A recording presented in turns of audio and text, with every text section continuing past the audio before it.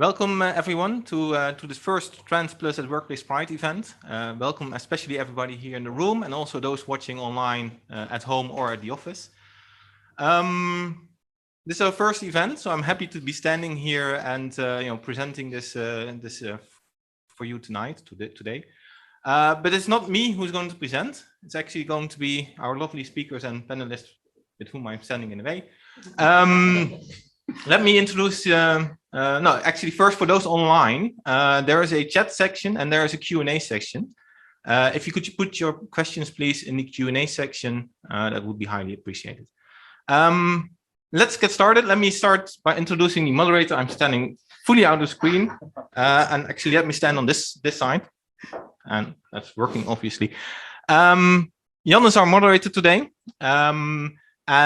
Well, I've known Jan already for a long time. Jan is a colleague of mine at ING and also a fellow core member of Trans Plus at Workplace Pride. And they will be the moderator for today. Well, I met Jan already at ING, obviously, where they started 3.5, 4 years ago, when I was already fully out of the closet, being my full self and everything. They were two, for the most part, let's say. And actually, during my beginning time, and this is also when I started becoming active as a trans activist, basically, I had the trans women perspective, not necessarily the trans perspective, but really the perspective of a trans woman. And then I met Jan, and Jan actually taught me a lot of things about, well, being non-binary, obviously, but part of that also, some parts of being a trans man, if I may say that, although you're not. So that was for me very, very useful. So I'm happy to present Jan today and give the word to them. Yes, thank you very much, Sophie. And thanks everyone in the room as well as online for being here today. It's really, really nice to see all these beautiful faces in front of my own face here, and also to hear that online it's quite the turnout. So I am going to give you a quick introduction of what we're actually going to do today. So today we're going to hear from two wonderful panelists, Corine van Dun and Ellen Jansen, and they will both give their experience as trans people in the workplace. They've both prepared wonderful presentations that they will give you, and once their presentations are done, then we will go into the Q&A section. So they will both do their presentation. You can save your questions for after, and then we'll go into Q&A. As Sophie mentioned, for the people online, make sure to put your questions in the Q&A part instead of the chat part, so we know where to keep track of them. Then one more announcement before we get started.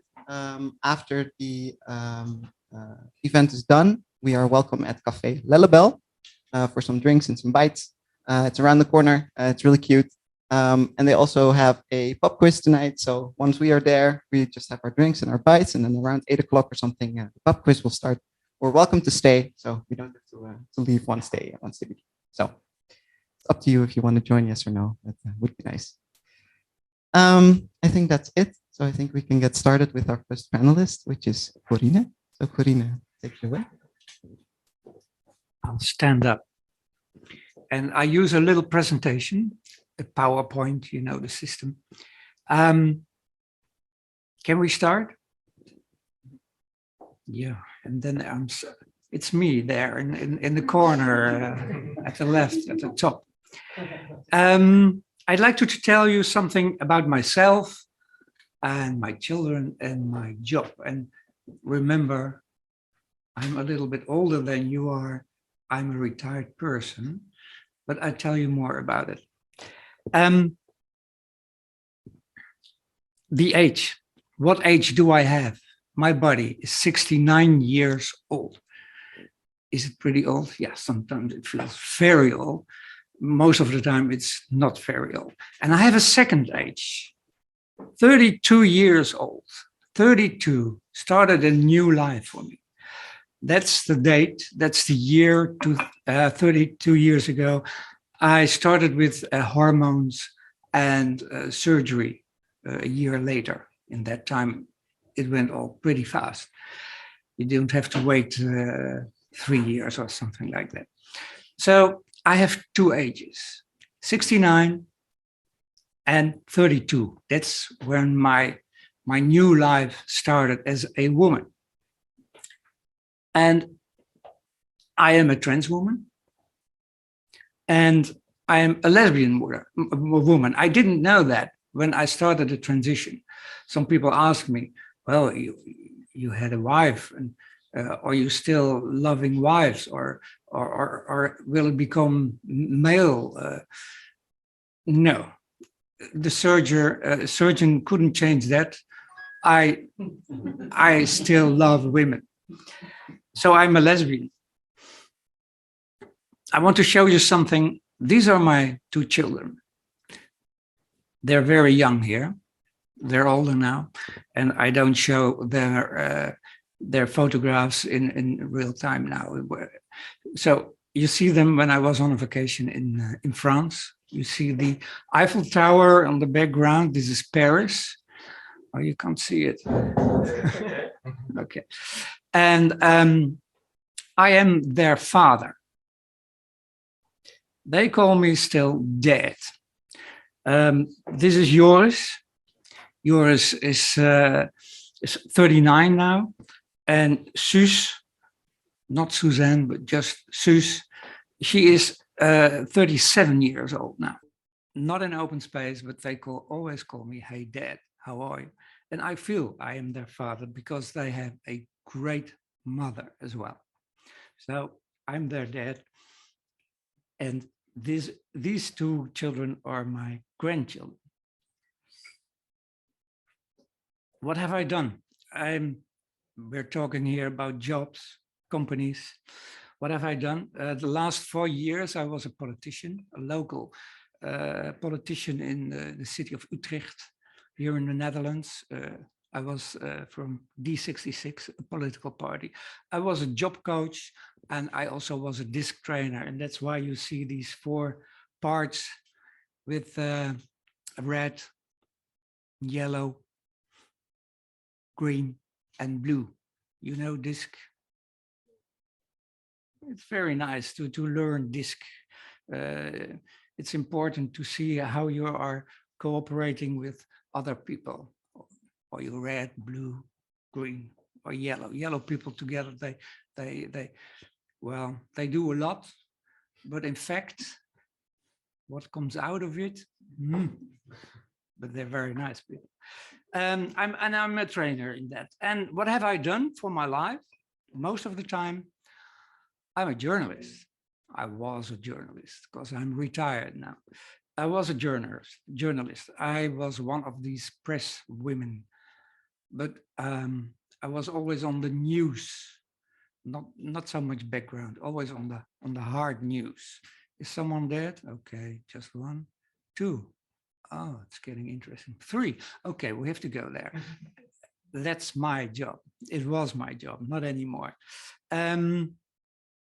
And I worked for an organization, a Dutch broadcast organization, and it went all very fine until I said, well, I am a transgender person, and I'm going to change a little.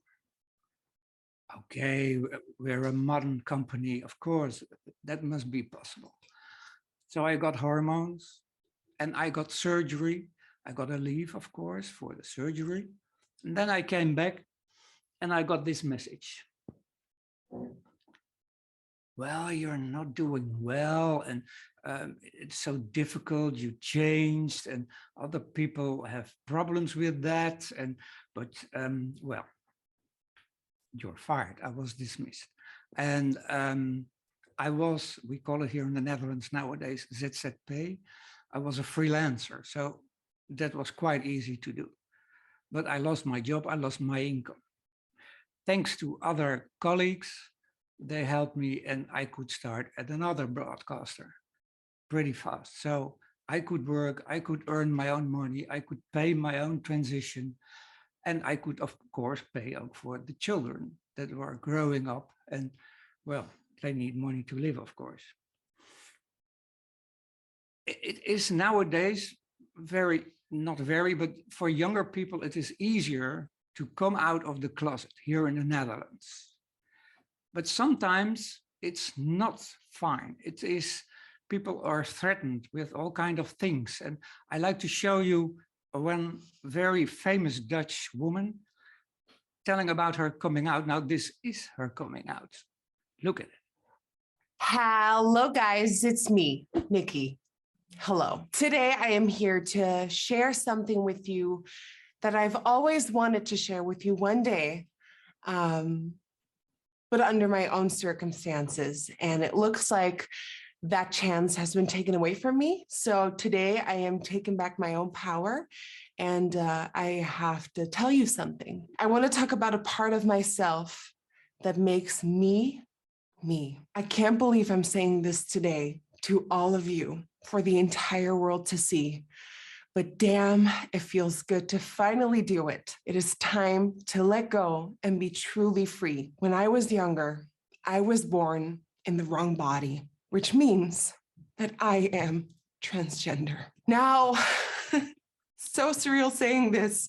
Filming this video is scary, but it feels so liberating and freeing. I've been wanting to share this side of myself to all of you for so long, but I am me. I am still Nikki. Nothing changes about that. The last thing I want in my life is for you to not trust me anymore, or to look at me with different eyes, or look at me in a different manner, or think that I have changed. I have changed in a bit because damn, this feels liberating and freeing, but I, at the end of the day, am still Nikki. So to the people who tried to blackmail me and thought they could really mess up my life with that, this one's for you. I hope you can sit nice on it.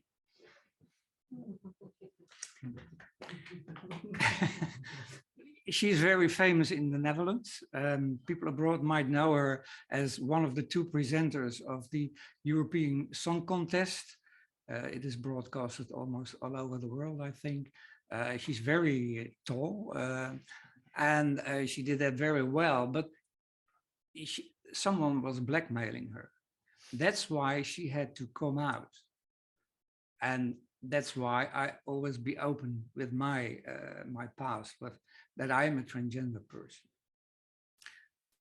But she was threatened and she had to do this finally. And I didn't know her. She is Nikki Tutorial. She is giving courses on video, on the internet, how to use makeup in your face, maybe also other parts of the body, I don't know. I didn't know her, and I was very afraid that she might got violence, that people were maybe attacking her. That didn't happen as far as I know. But it is always dangerous, especially when you are a famous person in your country. She did this, and I'm glad she did it, because she is a very strong woman now, and she shows how it is possible to have it coming out, and not particularly on the work floor, because she works after in front of a camera, video, but she's presenting summit shows now already. So she's doing very, very good. I want to show you a little about what is a transgender person. The audience I see here in front of me, I think they all know what it means to be a transgender person, but I don't know, people abroad, do you all know everything about it? So in brief, a brief course, what is a transgender person? Transgender identity, that's important. That's something in between your ears, in your brains. And there is another important issue, the gender expression. That's, of course, what everybody sees. When you go in a transition, you are changing your expression. That's what people react on. That's why I had a job and was fired, because people had difficulties with that. So that's still a problem. Gender attraction, well, who do you love? Are you still in love with women, or are you cis? No, are you men, or nothing at all? It can everything. That's something else. Sexual disposition, of course, that's something else as well. It's about gender identity and gender expression that are the most important things with transgender people. If you are a transgender person, you can go into transition. A transition takes time. It may take 2 to 3 years for yourself to get used to the hormones, to all kind of other medical treatment, and of course, the social acceptance. That takes a few years. And sometimes it's hard, and most of the time it's not difficult, and you can enjoy it very much. But there are moments in the transition period that you perhaps go to hospital for a medical treatment. And then you have to take a leave from your work. And some organizations are supporting that. I have here 3 organizations. It's the Council of Amsterdam, it's PwC and IKEA. They have an arrangement in their company that transgender people who have to go to hospital or other things like that, they get their leave, a transition leave. And that's very important. I also heard about another company, ABN AMRO, the bank. They give you a personal leave, not a transition leave, but a personal leave. And there is an organization, well, I'll tell you that later. So what it is to live in the new gender, that's the transition period. You of course, you can use hormones, gender appropriate surgery, and a legal gender change. But what is the transition period? And that's very important for companies, of course.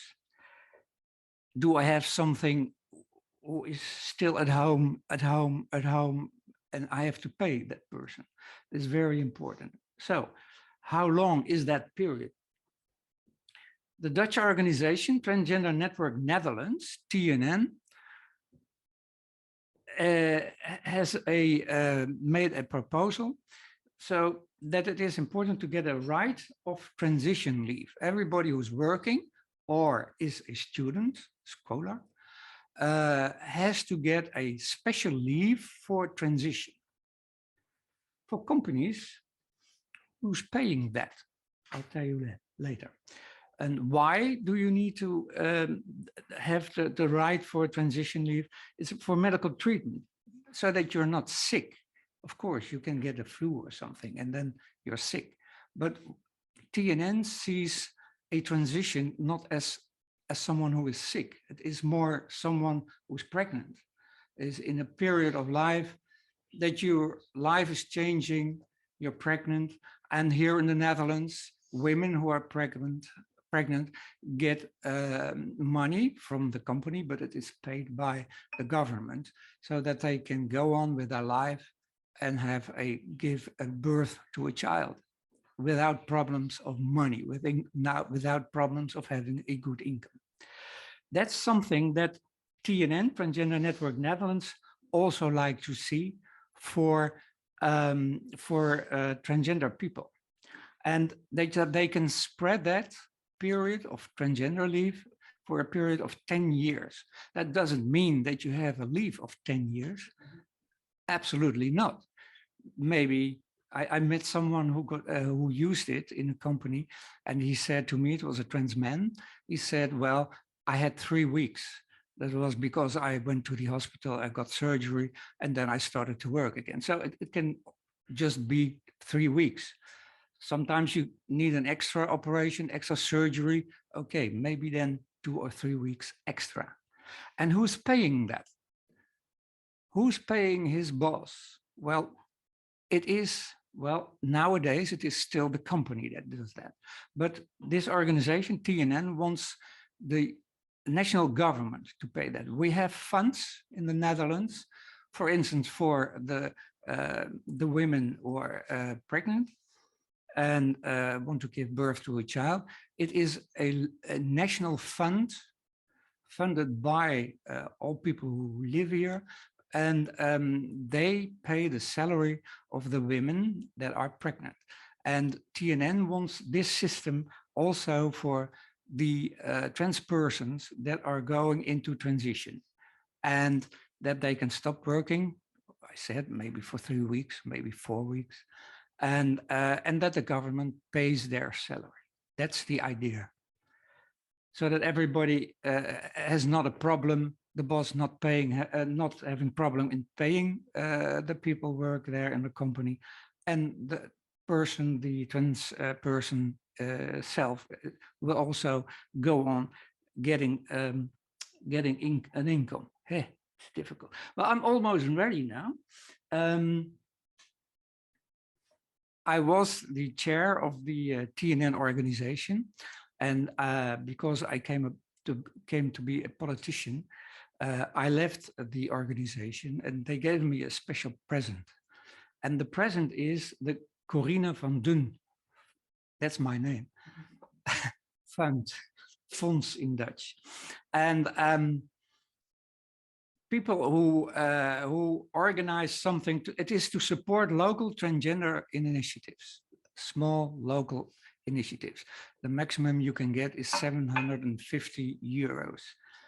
And it is the focus on social acceptation of transgender persons. So if there's a group with a few transgender persons who want to organize something so that they can meet other transgender persons, then you have to rent a small, well, cafe or pub or something like this here.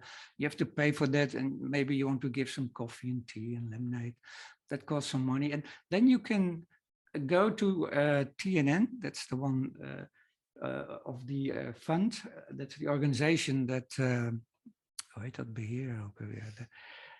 the organization that is taking care of the fund, and you can ask some money to support you. It is focus on social acceptation and in their own region. So not a national thing, no, just a local thing in your town, city, village, whatever you like. And I always end up with this because I started once at such a meeting. I went to a meeting organized by others about transgender person. And I was wondering, am I a transgender person? And how do they look like? Do they look like me? Or are they very different? And they were very different, of course, because everybody is different. So that was very exciting for me to go there. And these happenings are still taking place. And that's why the fund is founded. Nothing of the money comes into my wallet. I have nothing to say about it. It's all organized by TNN. And well, if you want to give some money, go to the website of TNN, and you can find all the important things about it. That's it. And if you have some questions, especially the transition leave, that's important for companies, ask them, and I'll be willing to answer the questions. But not now. I'm not allowed to do that. You have to wait.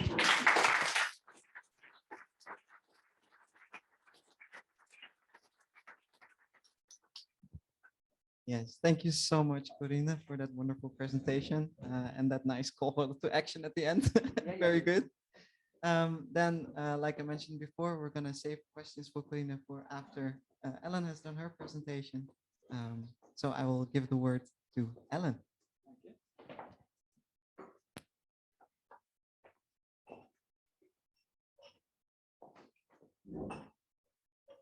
Good afternoon, everybody. I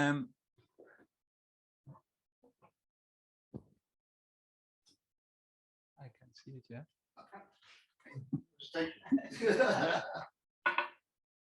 Okay, so my name is Ellen Jansen. I'm coming from Maastricht. Happy to speak to you today.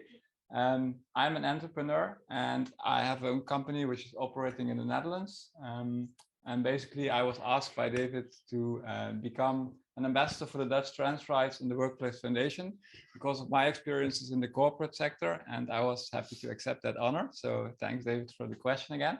And today I'm telling you my story, the transition I went through, and also I'm going to tell you about my personal experiences in the corporate sector, and also the things I'm doing in that field right now, and to make sure that we all get comfortable with change, because I think that's what it's all about.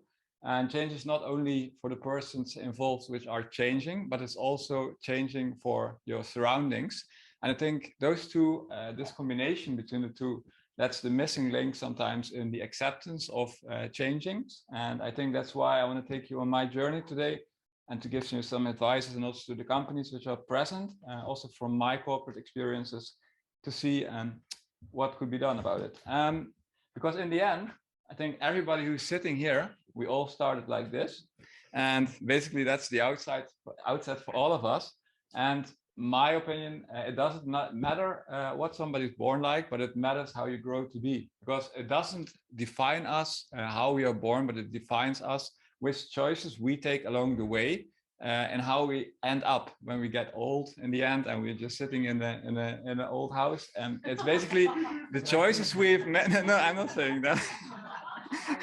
but the choices define in the end where you will end up. And I also had to take some choices that were quite difficult for myself as well. But I ended up pretty well, and that's why I'm really also eager to take people around with my story, because it's really important to take the right decision for yourself and do it in the right manner. So I think there's no way to show better where I come from than to show you something of myself before. This is an interview I had at Veenstra as a CEO with their directors as well. This is like 4 years ago, and I had an interview at their table, and I just wanted to show you, just give an idea of my transition. I think you can play it.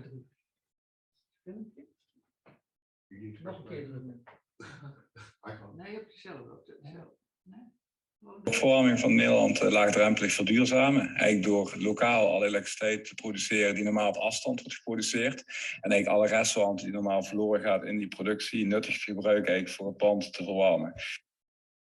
So that was me a few years ago. Very unhappy at the time. People, they just didn't believe it when I told them, at least people in the corporate environment, because they never saw the unhappiness on me, because I was really trained in living with a mask, which got very destructive for myself in the end. I was really in a very deep depression 2.5 years ago. So I knew I had to change things. And nowadays it's like happiness is right in front of you. I'm really totally happy doing many new things next to running my company. And I think it's also because of the choices that I made and the things that I did, and also the energy I get from taking people onto my journey and coaching them into the right way as well. Because I think going on a transition in any form is defined by the choices you make along the way. For us, for organizations, it's crucial. If you're changing your organization, for instance, it doesn't either. My story is not only for transgenders, it's also for people who want to change themselves into another person. And that can be for a different function, can be for somebody who you love from the same gender, but it can also be an organization which is changing their client base or their partners or their employees. I think all changes, it's very important to look to what do you want, where you want to go, and what does it mean for your surroundings. Because in the end, all transitions are the same. We are at a certain point A in our lives, or an organization is at a certain point A, and they want to go to a certain point B. And B is not always defined, mostly it is, but even if it's defined, usually the way going to B is not defined. So that's mostly the scary part for everybody who wants to go to a transition, or organization that wants to go into a transition. I even rebuilt my own company last year because of some legal implications from the state. So that was also a very frightening process for myself. But as soon as you get into it, you just have to deal with some things. Because how does that work? Why do we fear processes? Okay, our brain is designed into 3 parts, and we have a very small part here which is called the reptilian brain, and this is basically the oldest part of our brain. Reptiles also have it, and reptiles basically only have the primary life functions such as breathing, eating, heart rate, which is all regulated by a reptile brain.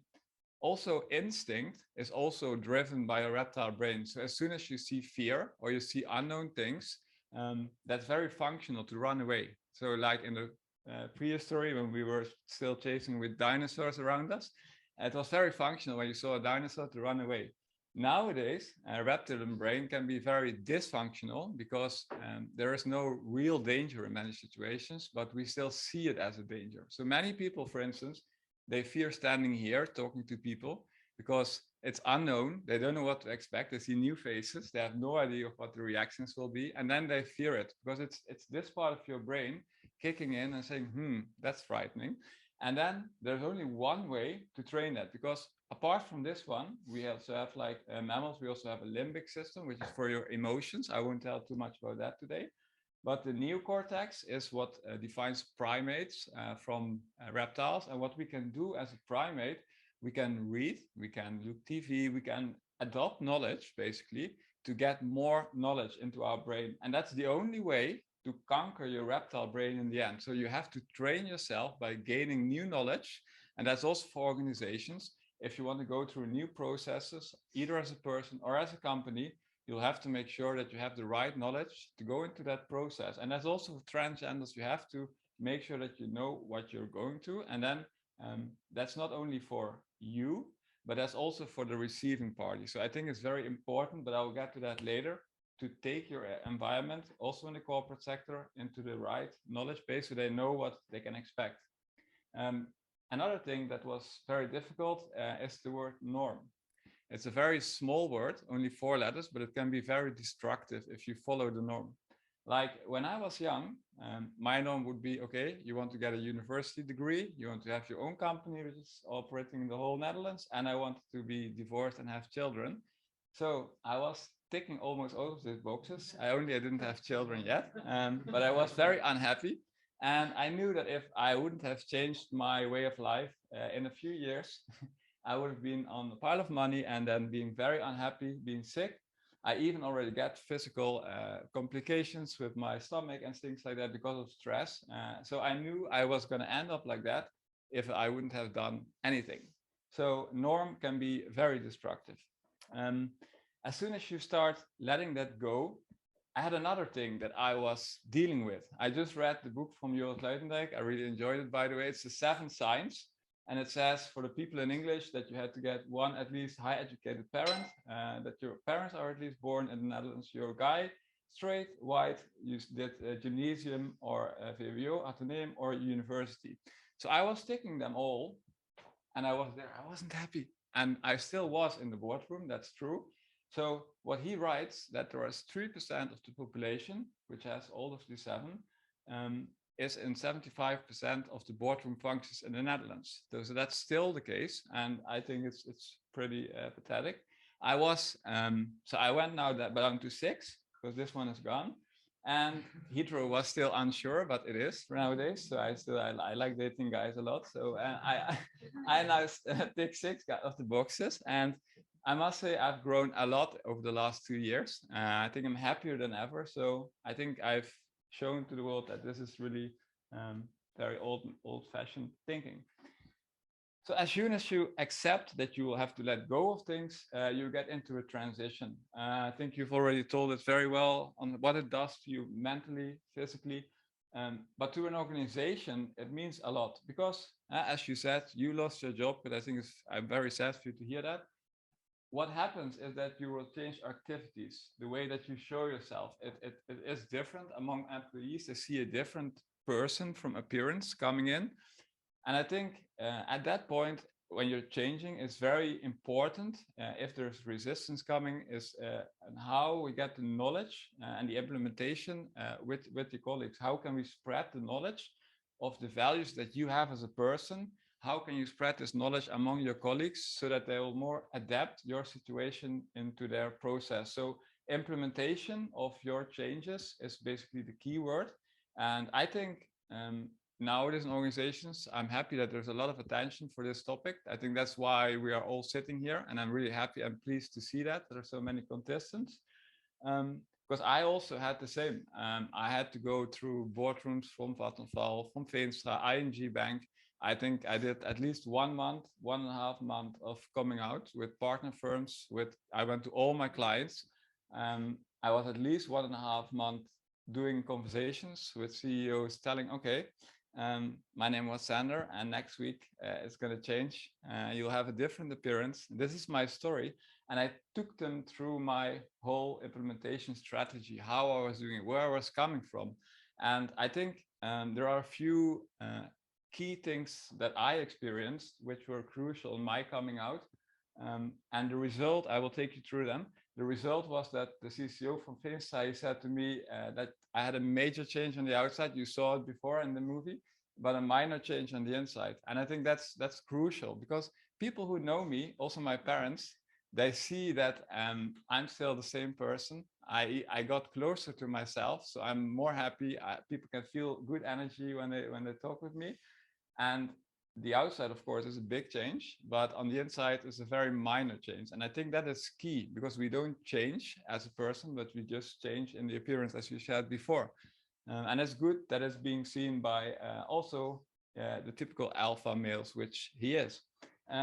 So I think there are a few keys to success from my point of perspective. One of them is vulnerability, because I think what I did in my coming out in this corporate sector is I took people into my deepest feelings. I went into conversations. I even had many dinners with directors, just telling them my story, staying close to my feelings, showing them my soul. And I think when you tell people, show people what's on your soul, it's very difficult to say a negative thing about that, because that, I think that's a bridge to build connection is in vulnerability. That's one of my key things. Second one is be transparent. I think nowadays there are so many gender expressions that for people, cisgenders who have no idea about it, it's getting difficult to follow what is going on in your mind. So like the Dutch saying, see, they can't see the forest anymore because of the trees.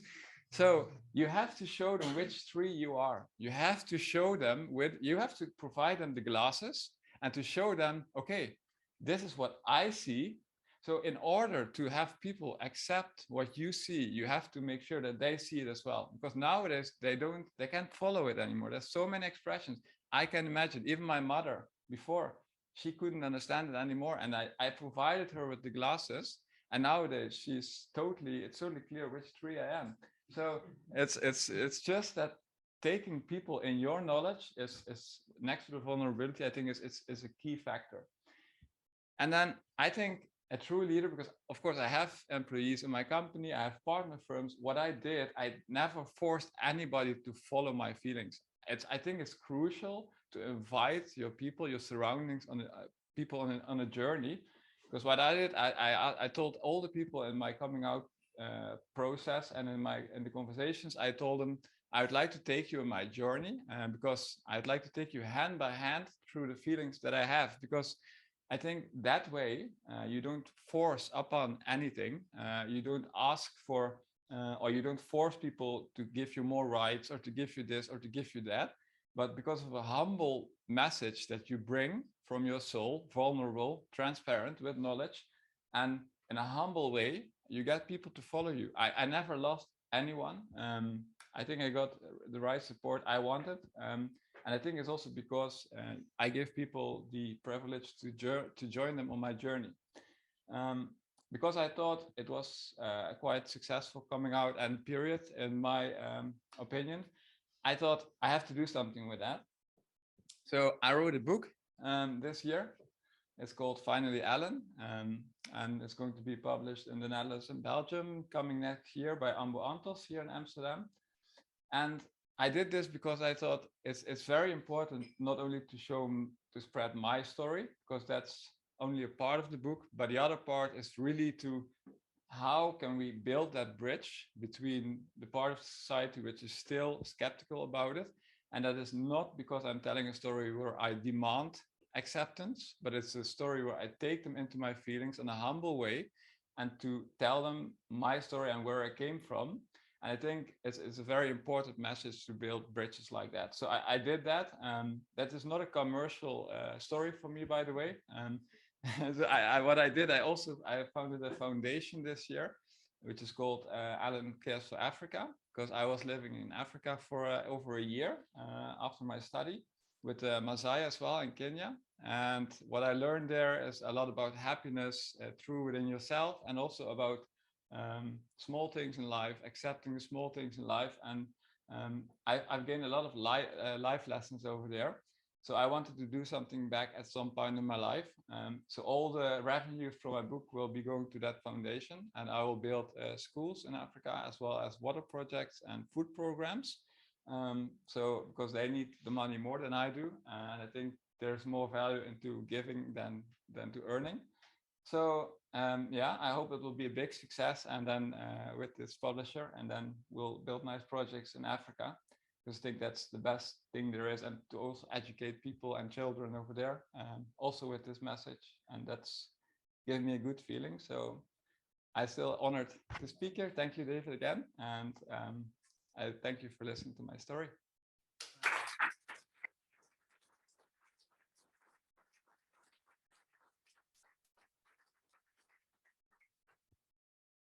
Thank you so much, Ellen, for telling your story and for sharing that wonderful presentation with us. Then it's time for the Q&A.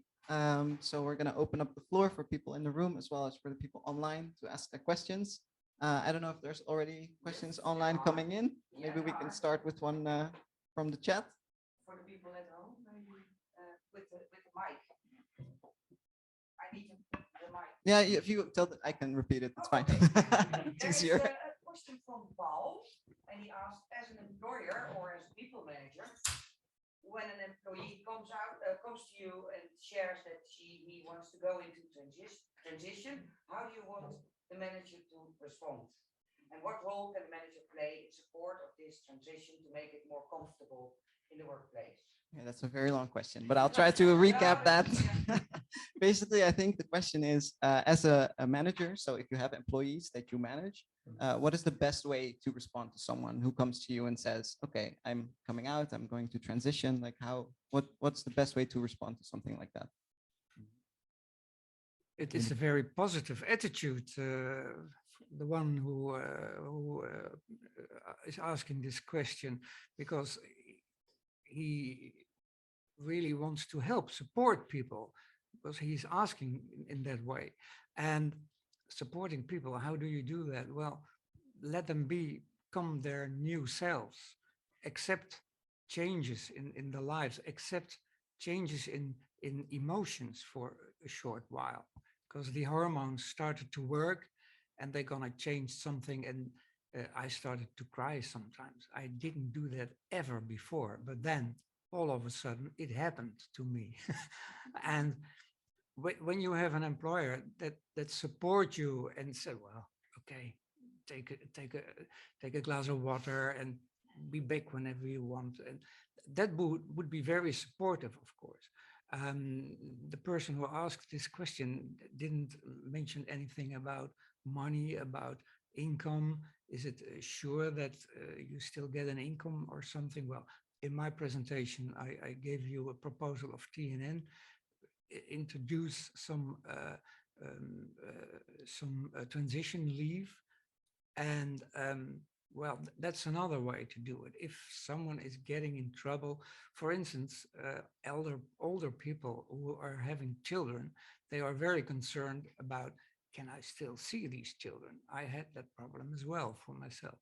And that starts emotions that are not easy. And if you can go to your employer and say, oh, the hormones are working and I'm not sure about my children, can I have a few days off? And if someone say, okay, go home, see you in a few days back, and that's very supportive, of course, but that's my idea. I'm a transgender person. Do you do it in a different way? No, not at all. I just have one thing to add, because if I talk with my colleagues, I always say that my company would not be anything without my employees. So I think that the strength of my company is defined by the people that work for and with me. So as soon as somebody would come to me, I also had, of course, my coming out to my own colleagues. But if somebody would come to me, I would say, okay, to me, everybody is unique, which is working in my company. And to me, people's strength to me is defined by their prestations, by the things that they do in the company. That's what defines their prestations in the company for me. So, and everybody is unique. To me, it doesn't matter what somebody, which pronouns they want to have or how they look. To me, in the company, that's irrelevant, because I think it's most important is what they contribute to the company that they work for. And all these labels, to me, are irrelevant. And I would support anybody who's going through that, of course. And of course, I did it myself. And I think it's very important to give that space, because what happens is that your employees, as soon as they become themselves, I've experienced it quite dramatically as well, is that you will grow as a person because you get closer to yourself, you'll grow as a person. And as soon as that happens, also their, the things they'll do for the company will also be better. And of course, then the company will also have better results because the strength of your collectively of your employees will increase. And I think that's something that employers, companies should realize.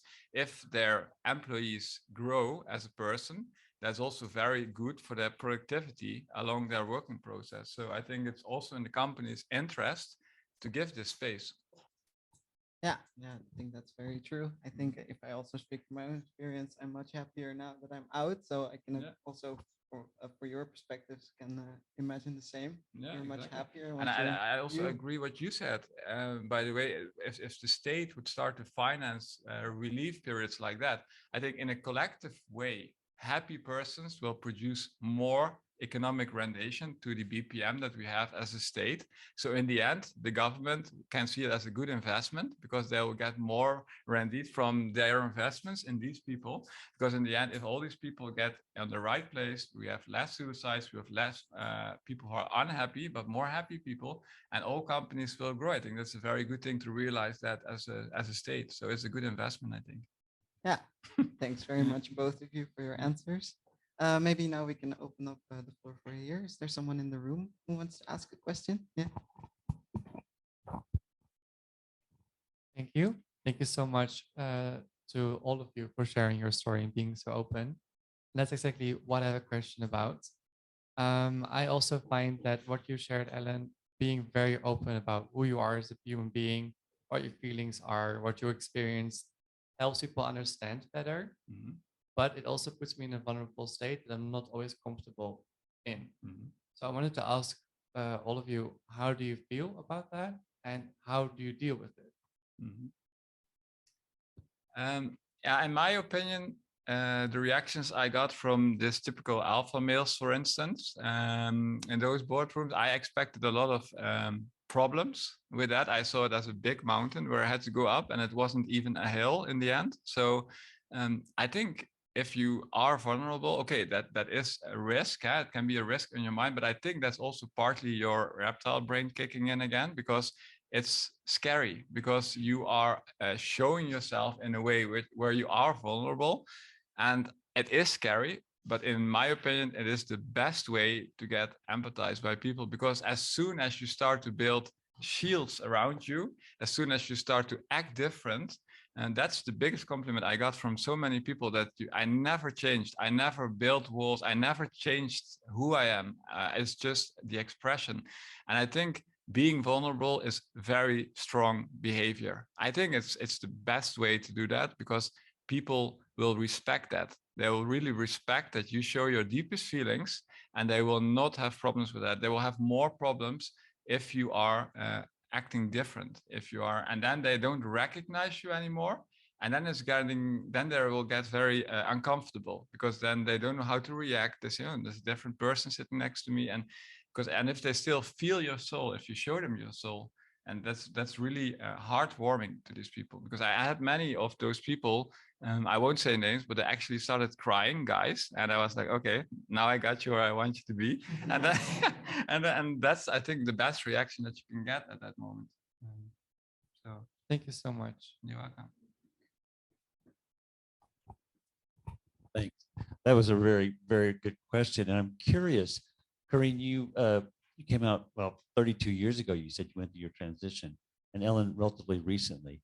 Can each of you tell a little bit how you saw society in the Netherlands at this time when it came to transitioning, and what the differences might be? Well, 32 years is pretty long ago. And in that time, here in the Netherlands, only a few people knew about transgender people. It was the hospital that knew that, and some other people, but it wasn't really well known. So I didn't even know by myself, who the hell am I? Until I saw someone on television, a British person, and she was a journalist like me, and she was a trans person. And when I saw her, I thought, well, that's me. And people around me, whoa, what's that? Is that real? That's funny. That doesn't exist. And that sort of reactions, they were quite normal because hardly anybody knew about transgender persons. And that changed a lot. I was on television. My transition is they made a movie about it, a film about it, documentary. It was on television. It was 29 years ago. And that opened the view of a lot of people. And that helped, of course. And of course, there's internet now. I didn't know anywhere to find. I saw someone on television and wow, that's great.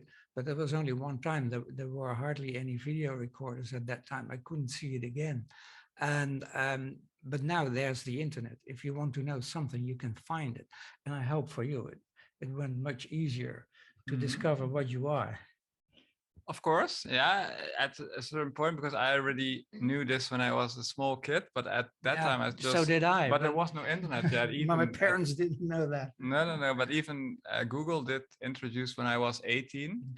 So before that, I was thinking it was just something, was part of my puberty, and I thought it was just normal, and I never talked about it. So, but then when I was like 18, 19, of course, I knew what it was. But then I was in the middle of my study time, and I thought if I would, Kelly van der Veer was just on TV that time with Big Brother, and I was thinking, okay, if I do that, there was a lot of jokes being made about it. I was in a student corporation, and there were a lot of jokes being made by the guys, of course, and I was part of them. And it was one of the saddest periods in my life. I wrote a very long chapter about it in my book, because I really felt not at home over there, but I also wanted to have a nice study time. So it was a very difficult period in my life. But I knew I just wanted to have my bucket list sort of to be completed. So I just moved on and I just completed my study. I went to work, but in the end it was so destructive. And I think now in society, there's a lot of more space. But what I see is that radicalization is still formed by a small percentage of the population. And I think it's also many times because of the fact that they don't know things, they don't understand it. And I think that's also the forest I showed before. There are so many forms coming nowadays that it's very difficult. And of course, it's narrow-mindedness thinking. I agree with that. But I think there's no way in changing this narrow-minded thinking by taking them onto your journey, showing them where we're coming from, to make them understand what's going on in our mind, and not by. So I'm not the person who's saying that their behavior is wrong, because I think that way polarization will get even more in the society. I think the best way to build a bridge again is to be vulnerable and to have the discussion with them. Because I last week I had a discussion with a guy from Morocco. He wasn't working in a newspaper at the redaction, and I was sitting with him for an hour. And afterwards he told me, Ellen, I never met a transgender person in real life. You're the first one. I only saw it on TV and things like that. And he said, you are such a powerful woman. I'm happy to say that. And because you act from your power and the person that you are. And I'm not busy with you being a transgender at all, because your message is strong. You have a product, you know what you want in life. And for me, that's more important. And I never thought that I would say that. So I was so happy with him saying that, because they come from a culture where simply this doesn't exist. So it's nice if you have done the conversation and you can take them onto the things that I showed you before. I think it's wonderful to see that you can even have them understand it. And that is the bridge that I try to build also with my book. So it is easier for a coming out as a trans person, but I am the buddy of a young trans man, and this trans man is still having a female body, and he will start transition within a few weeks, but he also has the eggs to produce children. And now he is in a period, he just started 3 weeks ago, he started a new job. He is bringing packets, things to people at home. What do you call that? A delivery, yeah. He started 3 weeks ago and he was very honest in his transition. And then he said, well, I have to have a few days off because I'm going to hospital for the production of the eggs, and he has to inject himself with hormones, the female hormones, so the eggs could ripe, and then they can take it away. He did that today, and he came to me last Monday, and he phoned me and said, well, I'll come later because I just got a message. I lost my job. I said, why? Well, because of this, what I just told you. And he lost his job. So he went back. He gave the key of the car and everything back. And then he came later to me. So it is still not always accepted. There are still some problems for this medical care period for this trans men. But I'm very happy to say that for younger people, it is most of the time easier, especially when they are at school, studying, things like that. But in a job relation, it always can be difficult. So it's getting better, but it must be much better than this.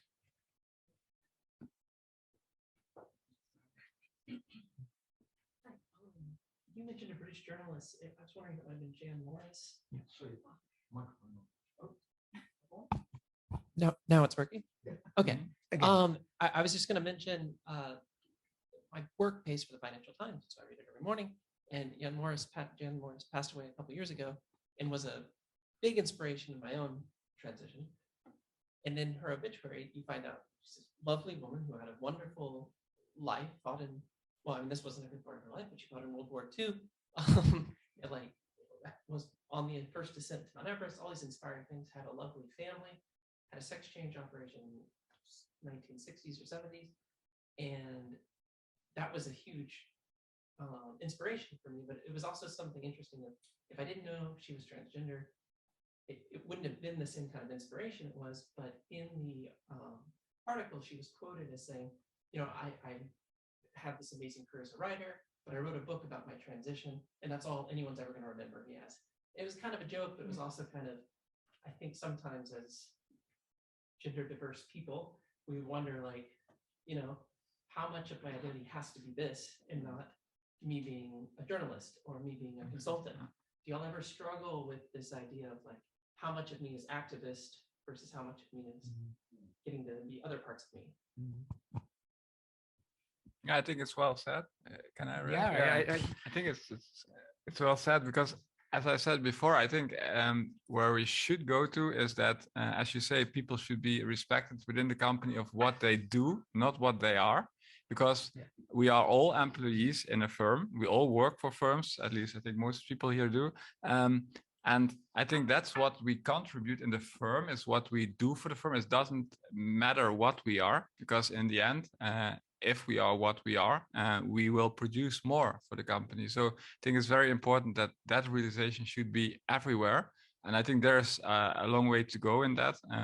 But I think that's where we should go. And as soon as we can let that go, then companies can also flourish, because it's crucial. I also want to answer the first question again. If you are working at a greater company with different parts in different cities or even countries, then it's be very fine to support transgender people, to offer them another workplace. For instance, in another division of the company, in another city, so that you can make a fresh start. And Well, I just wanted to say that. I just remembered the first question while you were talking. Can I ask you one question? Yeah, Because maybe. just Yeah. now you triggered me. So Okay. because if a colleague would ask me, can I be transferred because I want to go in transition? I think that stimulates that you give them the feeling that that way they can be more predictive. But I think the essential thinking should be that if somebody changes on the outside, they won't change on the inside. And I think that behavior would be like running away from your current position. Where I think that the challenge should be more in that you get your current surroundings to accept who you are and what you are. And I think because then they can, even if they feel that they will be accepted by their current surroundings, they will grow even more as a person, in my opinion, than go to a different part of the organization. They're be new, because then the step that they have to take is smaller, and also their victory feelings afterwards. Because I also had to go, I couldn't run away. I was like in the whole installation branch, which is quite a male surrounding, and I couldn't run away. And I think my goal was acceptance by the people who were around me already. Okay, but whose challenge is it? Is it the challenge of the trans person? Can I survive here? Can I go on? Do all the people accept me? Or is it the challenge for the company? Can we still have someone here and we see that colleagues are having problems with that person? In that case, because if someone comes to you and says, well, can you give me another workplace because I am a transgender person? The answer must be no, we accept you as you are. But there are colleagues having problems with that person. That nice woman they have working with, wow, she's getting a mustache, she's getting a beard, her voice is changing. People can have problems with that. So the challenge of the company is, of course, how can we support the colleagues of the transgender person? And of course, most important, how can we support the transgender person, him or herself? Because if someone shows that, well, I'm not feeling comfortable anymore, that just might happen. That's not so terrible. And then as you are a big company, you can offer, well, come, let's think about another place. Let's maybe you can start. You were interested always in that other of that or that. Well, let's make a start with that. A positive way, of course. From hey, you always were interested in that other job or that other work, that other function. Maybe let's talk about it. And so it's a challenge for two different sides. Of course, that's true. The transgender person or the company. Yeah. And it's difficult, but I think it can work. And of course, the first answer is no, we're not going to put you somewhere else. We're going to hear. Yeah, it's really interesting to hear these different perspectives on the same issue. So it's really good to have you both here with those different viewpoints. I get a sign from in the back of the room that there's an interesting question from online. Because the live stream will end in about 7 minutes. So, and there are still some questions there. Because the rest will be here. There are 2 questions from Maui, but I will ask one. What do you advise a migrant trans woman working in the Netherlands on how to handle discrimination in the workplace? And a question from Marco, it's a little bit in line. Is there an international support group we can suggest to our trans employees and employees who are parents of trans people? Okay, so there's basically 2 parts to this. First question is about, is there anything we can advise for a migrant trans woman in the Netherlands to, I think support was the main question, right? Yeah. Do we have any resources that we can advise? And to handle the discrimination. Yeah, it's especially considering discrimination as an issue. Okay, so in line of what I said before, I think the book I showed you with the 7 signs, which I all had. I think it's very important to realize that there's a lot of conversation about this going on, these topics as well. Of course, also with females who are deeply sad that they are having more difficulties to reach the boardrooms, and also people with a migrant background. They also have these experiences, of course, that they will feel resistance sometimes, and if they want to achieve certain goals. And I think it's very important that we keep talking about that also with a manager, because I think people now realize already that these 7 signs, that it's a very old-fashioned thought, good, but it's still there, and it won't be easy to just get it away just like in a day or two. But I think again, I can advise the girl who's asking it to make sure that they realize how much knowledge you have, how powerful you are, and what you're good at, and make sure that you flourish in the things that you want to achieve in the company. I think it's most important to show your manager at what you're good at, because also I don't judge people at what they look like or who they are, but what they do for the company. And I think that's my advice to her. Make sure that you get a very credible person to the company, that they don't want to let you go anymore, because at that moment they'll start to let go their feelings by your migration background, or that you're transgender or whatever. You have to become unmissable for the company. I think that's my main advice. And migrant transgender people, of course, they have to be treated like anyone else in this country.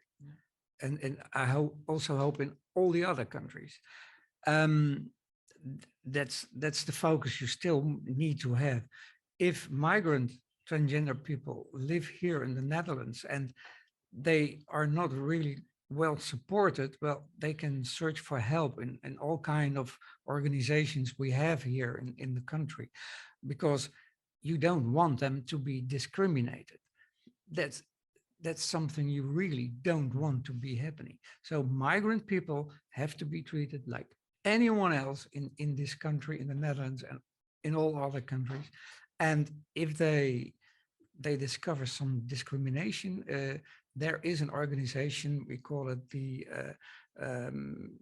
what is it now? The human rights, the Human Rights Organization in Utrecht. And you can go there and put your complaints there, and there's a judge to say something about it. But that's the last step you do, of course. First of all, migrant trans people are just trans people here in this country, and treat them like all the others. That's important. But if it is not like that, there are ways to get your freedom, to get your right to. Yeah, great. Thank you. Yeah. Can you repeat your second question? Because I missed it. Yeah, I ordered that. Oops. The second question was, is there an international support group we can suggest to our trans employees and employees who are parents of trans people? So the question is, do we know any support groups for international based trans people as well as parents of trans kids? It's difficult to say that there are support groups, but you know that there is here in Europe, we have TGU, that is Transgender Europe. They are not equipped to support you personally, but you can go there and they can help you to find other ways in all countries in Europe where you can find help if necessary. So TGU is, but all the countries here in Europe have their own organizations like TNN here in the Netherlands and other organizations who can help you. Thank you very much, Corine, for your answer. Corine, did you mean College van de Rechten van de Mens? Yes, I meant the College of the Rights, the Human Rights. Yeah, College voor de Rechten van de Mens, it's called in the Netherlands, yes. Good clarification indeed. Maybe round up for the people at home at this moment, and then we can still. Yeah, so for the people who are joining us online, we will sadly close the live stream soon. So I want to thank you very much for joining us today. Thank you for your questions. I'm sorry if we didn't get to them, but I think there was a lot of interesting things to discuss. Here in the room, we will continue a little bit longer, but thank you very much for joining, and hopefully see you at the next event.